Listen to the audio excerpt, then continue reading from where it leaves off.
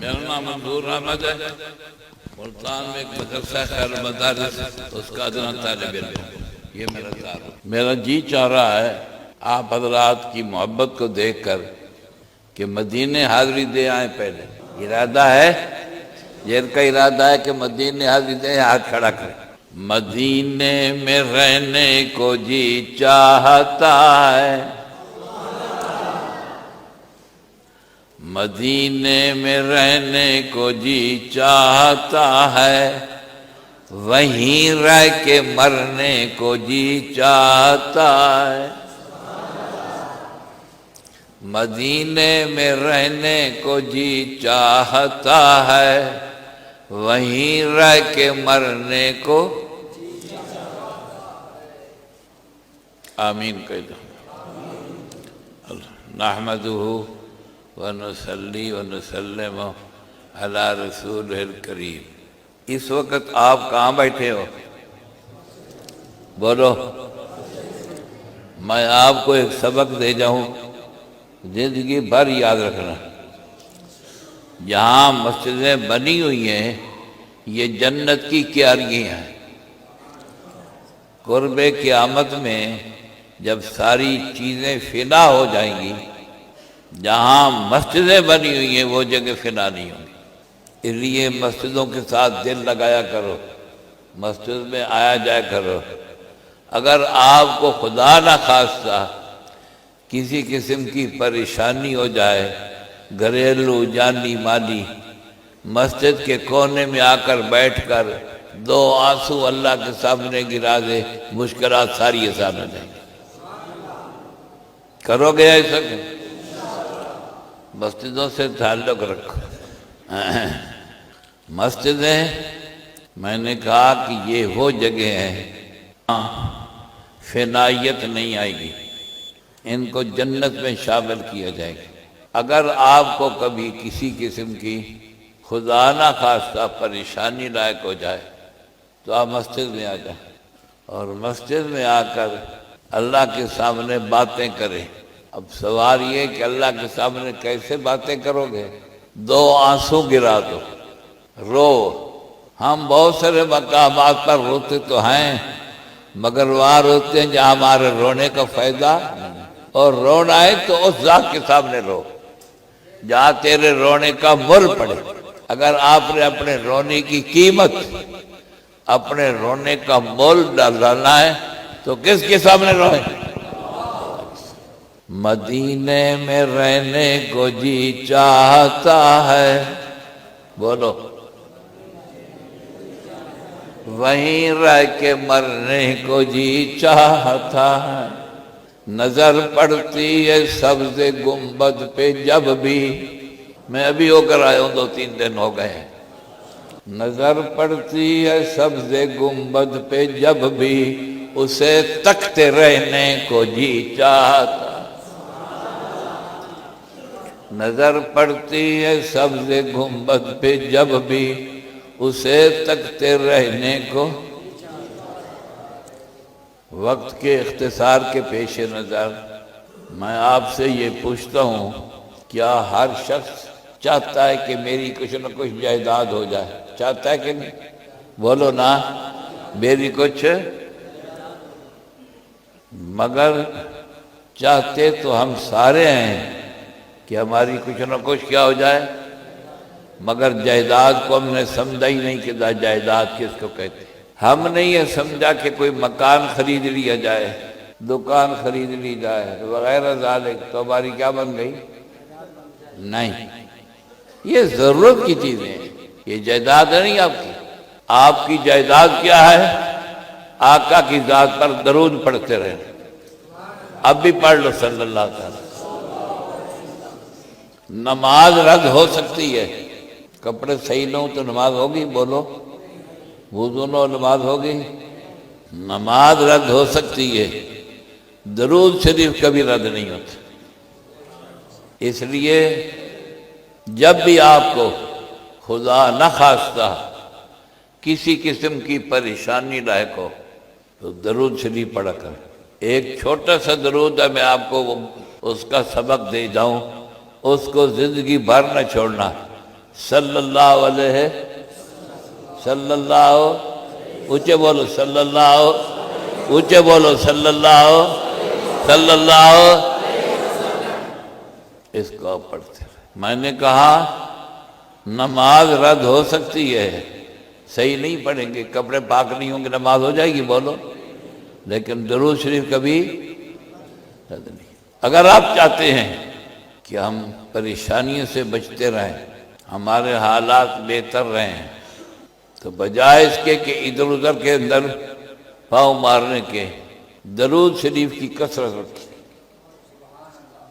درود شریف کی میں کثرت کا لفظ بول رہا ہوں، یہ نہیں کہہ رہا کہ درود شریف پڑھیں، درود شریف کی گھروں میں خدا نخواستہ بیماریاں ہیں، اللہ ہر بیماری سے بچائے۔ اللہم اشفنا واشف مرضانا انت الشافی لا شفاء الا شفاک شفاء لا یغادر سقما۔ اگر کسی پریشانی میں آپ خدا نخواستہ گر جائیں، درود شریف کثرت سے پڑھیں۔ لمبا درود بے شک آپ نہ پڑھ سکے ہیں، چھوٹا سا درود صلی اللہ اونچے بولو اونچے بولو اونچے بولو صلی اللہ علیہ وسلم۔ نمبر 2، کہاں بیٹھے ہو؟ یہ مسجد اللہ کا گھر ہے جہاں ویرانی نہیں ہوگی۔ قرب قیامت میں جب ساری چیزیں ویران ہو جائیں گی، جہاں مسجدیں بنی ہوئی ہیں ان کے اندر ویرانی نہیں ہے۔ خدا نخواستہ اگر پریشانی ہو جائے تو آپ وضو کر کے مسجد کے کونے میں آ کر بیٹھ جائیں، مسجد کے کونے میں، اور یہ پکا ارادہ کر کے بیٹھے یا اللہ جب تک آپ نہ دیں گے میں تیرے گھر سے واپس گھر نہیں جانا۔ میرا مطلب آپ کرنے کا ہے کہ خدا نہ خواستہ اگر کوئی مصیبت اور پریشانی آ جائے تو بجائے ادھر ادھر گھومنے کے کہاں ہیں؟ اونچے بولو کہاں ہیں؟ اور مسجد کس کا گھر ہے؟ اور آ کر بیٹھ جائے اور دھرنا ملے۔ دھرنا ملنا جانتے ہو؟ آج کل تو یہ مشہور لفظ ہو گیا دھرنا۔ دھرنا مال کے خدا کے گھر بیٹھ جائے، یا اللہ جب تک آپ دیں گے نہیں، میری پریشانی دور نہیں کریں گے، میری بیماری دور نہیں کریں گے، یا اللہ میں نے تیرے گھر کو چھوڑ کر گھر نہیں جانا۔ ایسا کر سکو گے؟ بولو۔ یہ آپ کو میں نے زندگی بھر کا سبق پڑھا دیا۔ اگر خدا نخواستہ پریشانی آ گئی ہے، مسجد میں آ جائے، یا اللہ میں تو جانا کوئی نہیں جتن تک تو میری پریشانی دور۔ حدیث قدسی ہے، فرمایا اللہ تعالیٰ نے آنا عند ظن عبدی بی، آنا عند ظن، جیسا بندے کا اللہ فرماتے ہیں میرے ساتھ گمان ہوگا میں اس کے ساتھ ویسا ہی کروں۔ ہمارے اوپر خدا نہ خواستہ کوئی پریشانی آ جائے، ادھر ادھر کی تو ہم مارتے ہیں، جو اصل کام کرنے کا وہ نہیں۔ پریشانی ہو جائے مسجد کے اندر آ کر بیٹھ جائے، یا اللہ میں اتھو جاؤنا کوئی نہیں جب تک میری پریشانی۔ ہمیں خدا سے مانگنا ہی نہیں آیا، ادھر تو ہمیں اعلان ہے مانگو مجھ سے مانگو میں تم کو دوں گا۔ بیماریاں ہیں، علاج بھی آپ کریں مسنون ہے، لیکن مانگے کیسے؟ شفا دینے والی کون سی ذات ہے؟ بولو۔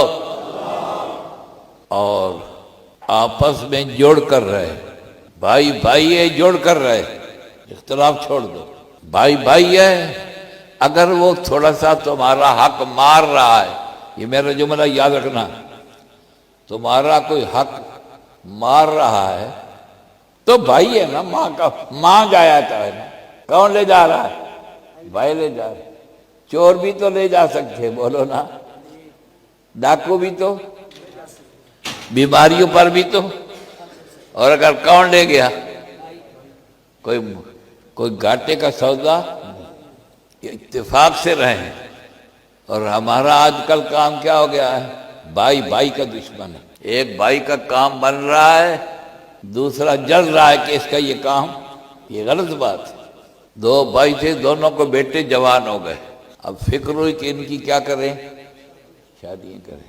رشتہ تلاش کیا، ایک لڑکی اچھی مل گئی، ایک بھائی کے بیٹے، دوسرے بھائی کے پیٹ میں کچا اٹھیا۔ کچا اٹھنا جانتے ہو؟